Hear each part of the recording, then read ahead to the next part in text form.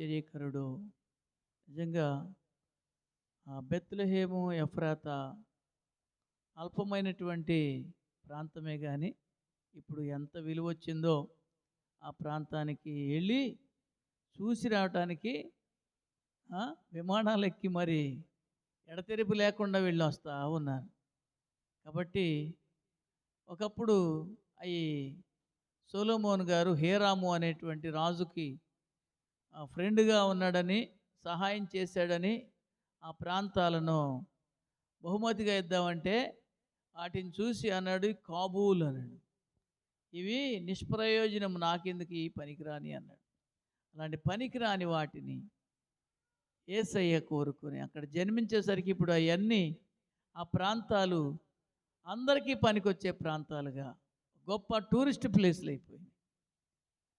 దేవునికి స్తోత్రం.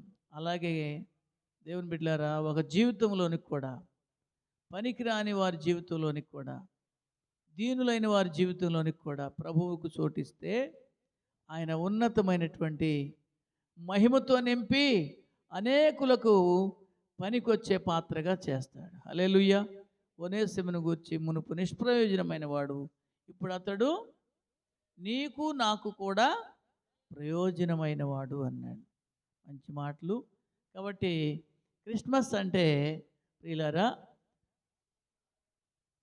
క్రీస్తును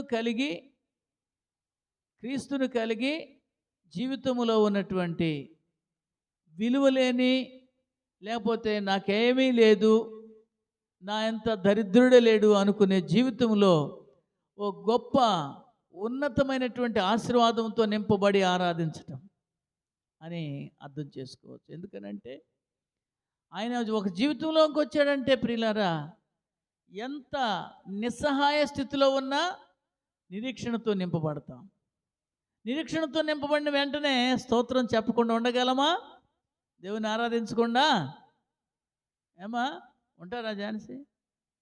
ఎలాంటి నిస్సహాయ పరిస్థితులైనా, ఎలాంటి కష్టతరమైన పరిస్థితులైనా, ఎలాంటి నిష్ఠూర పరిస్థితులైనా రానే కాక క్రీస్తుని కలిగి ఉన్నామంటే. అందుకనే వాస్తవికం ఏంటంటే పండుగ అనే అడవుల్లో క్రీస్తుని కలిగి ఉండకుండా క్రీస్తుని దూరం చేసుకుంటున్నారు. క్రీస్తు లేని క్రిస్మస్ చేసేస్తున్నారు చాలా వరకు. క్రిస్మస్ అలా కాదు. క్రిస్మస్ అంటే క్రీస్తును కలిగి ఆరాధించే, ఆనందాన్ని పంచే, ఆ గొప్ప రక్షణను పంచేవారముగా ఉండాలి. ఆయన మన జీవితంలోనికి రాణిస్తే ఆయన గొప్ప ఆశ్చర్య కార్యములు చేయగలవాడు. హల్లెలూయా. నేను ఒక మాట గుర్తు చేస్తా.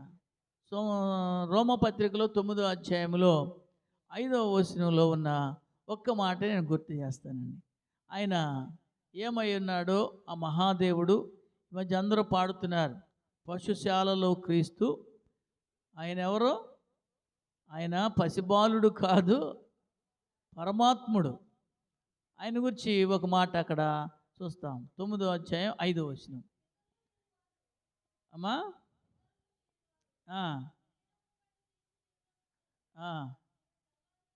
ఈయన సర్వాధికారి అయిన దేవుడయుండి నిరంతరము స్తోత్రార్హుడు. హల్లెలూయా. చెప్పండి, ఈయన సర్వాధికారి అయిన దేవుడయుండి. అందరూ చెప్పండి, ఈయన సర్వాధికారి అయిన దేవుడయుండి నిరంతరము స్తోత్రార్హుడై ఉన్నాడు. నిరంతరము స్తోత్రార్హుడై ఉన్నాడు. అందుకే ఆయనను ఆరాధించుతున్నాం. ఆయన స్తోత్రార్హుడు కనుక. ఎవరు చెప్పలా? ఒక కుష్ఠరోగి వచ్చేసి యేసు ప్రభువా కదా మొక్కాడు. ఎవరికి మొక్కాడు?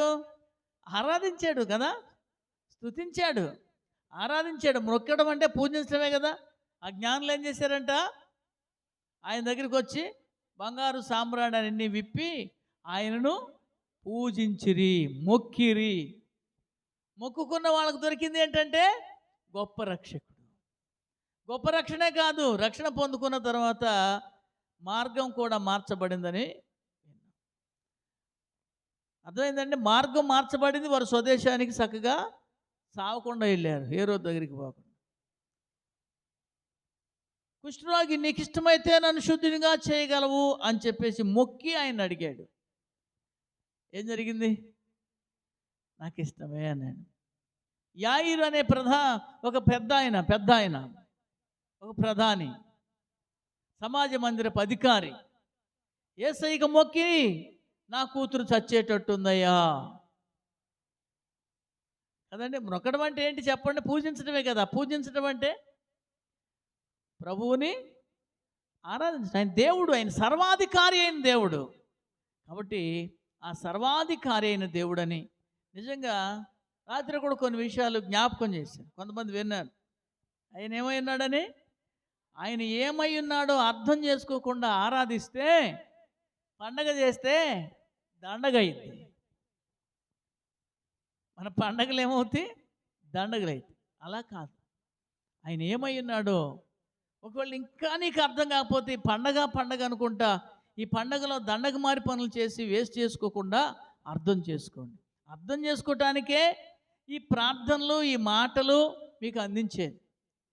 ఒక్కొక్కరి నోటి నుండి ఇంకా చెప్పగలిగే వాళ్ళు ఇంకా మీలో చాలామంది ఉన్నారు. చక్కని విషయాలు మీ హృదయంలో నుండి చెప్పగలిగే వారు ఉన్నారు. నిజంగా దేవుని బిడ్డలారా, ఆయనకి అర్థం చేసుకొని మొక్కితే కుష్ఠరోగం నుండి విడిపించబడ్డాడు. ఒకడు అర్థం పర్థం లేకుండా మొక్కాడు. ఒకటి పేరు పెద్ద ధనవంతుడు, పరిసయ్యుడు. మొక్కాడు, బజార్లోనే మొక్కాడు. కాళ్ళ మీద పడి మొక్కి నమస్కారం చేసి సాగిలపడి చివరికి ప్రభువు చెప్పిన మాట వినకుండా ఆస్తుల కోసం ప్రభువుని దూరం చేసుకున్నాడు. ఆస్తుల కోసం ఆస్తులు అనుకుంటా ప్రభువుని దూరం చేసుకున్నాడు. ప్రభువుని గురించి అర్థం చేసుకోలే. ప్రధాన యాజకుడు, ప్రధాన అధికారి, సమాజ మందిరపు అధికారి యాయిరు అర్థం చేసుకున్నాడు. కుష్ఠరోగి అర్థం చేసుకున్నాడు. ఇలా మీరు చూస్తే బైబిల్లో కొంతమందిని అర్థం చేసుకొని మొక్కినట్లయితే వారి జీవితంలో గొప్ప మేలు పొందారు. అందుకనే నేను అంటున్నాను, ఈ క్రిస్మస్ మనకు ఎలా ఉండాలంటే ప్రభువుని అర్థం చేసుకోవాలి. ఏమై ఉన్నాడు ఆయన చెప్పండి మరి? ఇందాక చెప్పారుగా అమ్మా, ఏమైనాడు? సర్వాధికారి అయిన దేవుడై ఉండి నిరంతరము స్తోత్రార్హుడై ఉన్నాడు. చెప్పండి, నిరంతరము. అందుకే ఆయనను పూజించాలి, ఆయనకి మొక్కాలి. నా అంతటికి నేనే, నీ అంతటికి నీవే, నీకే రావాలి. నీ హృదయపూర్వకముగా ఆయనకు మొక్కి ఆయనను పూజించి ఆయనకు విలువైనటువంటి నీ హృదయాన్ని విప్పినట్లయితే అక్కడ గొప్ప ఆశీర్వాదాన్ని చూస్తావు, గొప్ప మేలు చూస్తావు, గొప్ప కొరత తీర్చబడిన ఆనందంతో ఇంకా అధికంగా ఆరాధించగలుగుతావు. హల్లెలూయా. అట్టి గొప్ప కృపలో ప్రతి ఒక్కరూ జీవించేవారుగా ఉండాలని ఈ రాత్రి ఈ నా మాటలు ముగిస్తున్నాను. దేవునికి స్తోత్రం. హల్లెలూయా. ఈ మాటలు మన కొరకు దీవించునుగాక. మరో ఇంకా 2 పాటలు ఉన్నాయి. వాటికి ముందుగా ఒక